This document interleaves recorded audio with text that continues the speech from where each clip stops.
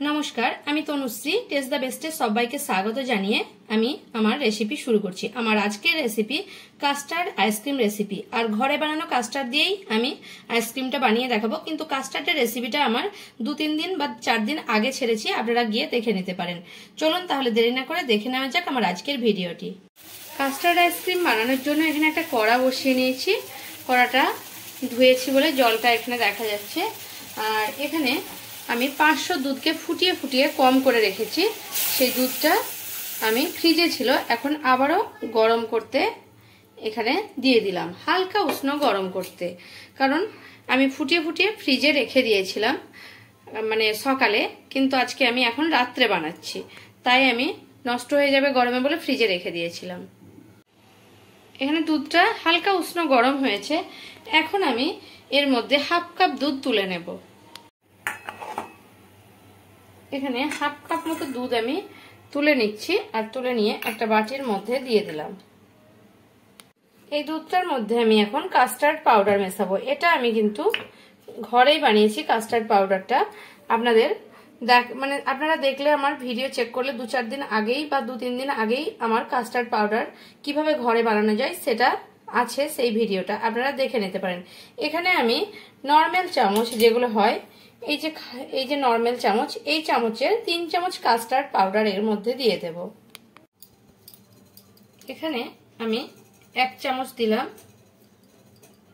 আর 2 চামচ, 3 চামচ দিয়ে দিলাম। এবার এই কাস্টার্ডটাকে আমি ভালোভাবে গুলে নিচ্ছি দুধের সঙ্গে। একদম কোনো গুটি গুটি যেন না থাকে, ভালোভাবে গুলে নিতে হবে।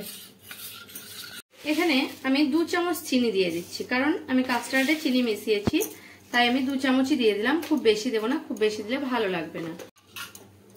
এবারে আমি ধীরে ধীরে, দুধটা ফুটছে এখন, ঠিক ধীরে ধীরে আমি কাস্টার্ডটা ঢালবো, আর এভাবে নাড়তে থাকবো সঙ্গে সঙ্গে, নইলে কিন্তু দলা পেকে যেতে পারে। এভাবে ঢালছি আর নাড়তে থাকছি। এভাবে দেখুন 1 মিনিটের মধ্যে কতটা গাঢ় হয়ে গেছে, কিন্তু সবসময় নাড়তে হবে, নইলে এর মধ্যে গুটি গুটি দলা দলা হয়ে যাবে। 2-3 মিনিট পরে আমি দেখাচ্ছি। দেখুন ফুটতে শুরু হয়েছে আর একটু মোটা হয়ে এসেছে। আর এভাবে আমি নেড়ে যাচ্ছি, নইলে কিন্তু আবার নিচে লেগে যেতে পারে, দলা দলা পেকে যেতে পারে, সেই জন্য আমি এখানে নাড়তে থাকছি। এখন দেখুন, এখন অনেকটা ঘনত্ব হয়ে এসছে, ঠিক কাস্টার্ড যেমন ঘনত্ব হয় সেরকমই। এবার এটাকে আমি গ্যাসের ফ্লেমটা বন্ধ করে দিচ্ছি, আর এটাকে একটু ঠান্ডা হতে দেব। এটা কড়া থেকে নামিয়ে নেব আর একটু ঠান্ডা হতে দেব। এবারে আমি একটা ডিব্বা নিয়ে নিয়েছি, এর মধ্যে আমি যে কাস্টার্ডটা বানিয়েছি ওটা আমি এখন এর মধ্যে ঢেলে দেব। হালকা উষ্ণ ঠান্ডা করে নিয়েছি, এবারে ঢেলে দিচ্ছি এর মধ্যে। এবারে ঢেলে নিয়েছি, এবারে কিন্তু ঢাকাটা লাগিয়ে আমি 1 ঘন্টার জন্য ডিপ ফ্রিজে রেখে দেবো এটাকে। তারপর 1 ঘন্টা পরে ফিরছি আপনাদের কাছে। এখন আমি 1 ঘন্টা পর ফ্রিজ থেকে বের করেছি, ডিপ ফ্রিজ থেকে। তারপর দেখাচ্ছি, দেখুন কতটা জমে গেছে। এবারে এটাকে সাইড করে আমি এখন রেখে দিচ্ছি, আর আপনাদের দেখাচ্ছি কি করব। এখানে আমি হুইপড ক্রিম নিয়ে নিয়েছি, আর এটা কিন্তু হুইপড ক্রিমটা আগের থেকে আমি বিট করে রেখেছি বিটারে। এখানে 1 কাপ হুইপড ক্রিম নিয়ে নিয়েছি, আর এটা কিন্তু কেকের মতো, অতটা কেকে যেরকম লাগে হুইপড ক্রিমটা, যতটা মোটা লাগে সেরকম বিট করে নি, বেশি বিট করে নি। এটা একটু নরম বিট করতে হবে, কারণ বেশি বিট করলে কিন্তু আইসক্রিমটা ভালো হবে না। আর এখানে আমি বিট করে নিয়েছি। হুইপড ক্রিমের জায়গায় আপনারা ফ্রেশ ক্রিমও নিতে পারেন, কিংবা দুধের মালাইও নিতে পারেন, কিন্তু সেটাতে খেতে ভালো হবে, কিন্তু দোকানের মতো টেস্ট আসবে না। এই হুইপড ক্রিমটা নিলেই দোকানের মতো টেস্ট আসবে। এবারে আমি এই হুইপড ক্রিমের মধ্যে যে আমি দুধে যেটা করে রেখেছিলাম কাস্টার্ড, সেটা আমি দিয়ে দিচ্ছি। এবারে এটাকে আমি বিট করে নেব বিটারের সাহায্যে। এবারে আমি বিটারের সাহায্যে বিট করে নিচ্ছি।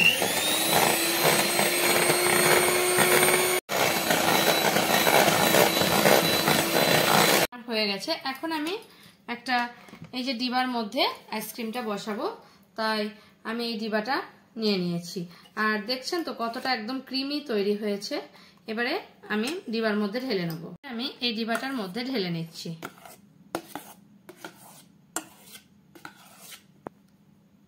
তারপর এটাকে ভালোভাবে এভাবে ট্যাপ করে নিচ্ছি আর একটু প্লেন করে দিচ্ছি। তারপরে প্লেন হয়ে গেলে আমি একটা এখানে র্যাপার দিয়ে এইভাবে মুখটা বন্ধ করে দেব, কারণ এখানে যদি আমি র্যাপারটা না দিই তাহলে আইস জমে যেতে পারে আইসক্রিমের মধ্যে। তাই আমি র্যাপার দেওয়ার পরে আমি এখানে ঢাকনাটা লাগিয়ে দিচ্ছি। আপনারা চাইলে কিন্তু প্লাস্টিক দিয়ে দিতে পারেন যদি আপনাদের কাছে না থাকে। এবারে আমার হয়ে গেছে। এখন আমি ডিপ ফ্রিজে রেখে দেব 12 ঘন্টার জন্য। 12 ঘন্টা পরে আমি ফিরছি আপনাদের কাছে। মানে আজকে রাত্রে আমি বসাচ্ছি, কালকে সকালে আপনাদের খুলে দেখাবো। আমি এখন 12 ঘন্টা পরে খুলে দেখাচ্ছি আমার কাস্টার্ড আইসক্রিমটা কেমন হয়েছে। এবারে দেখুন আমি কেটে দেখাচ্ছি আপনাদের কতটা সুন্দর হয়েছে আইসক্রিমটা।